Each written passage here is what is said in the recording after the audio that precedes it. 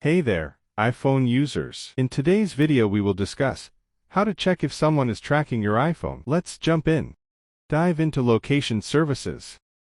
Open your phone's Settings app. Tap on Privacy followed by Location Services. This is where you can see which apps have permission to access your location. Review the list carefully. Are there any apps that seem suspicious or don't really justify needing your location? If so, you can easily disable their access by tapping Never.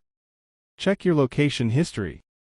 While you're still in the Location Services settings, tap on System Services and then Significant Locations. If someone is tracking your movements, you might see unfamiliar places listed here. This feature is meant to help you with things like personalized map suggestions, but it can also reveal unwanted tracking.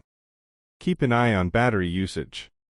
Sneaky tracking apps can be real battery hogs. Head to Settings and then Battery to see which apps are draining your power the most. If an unfamiliar app is at the top of the list, it might be a red flag.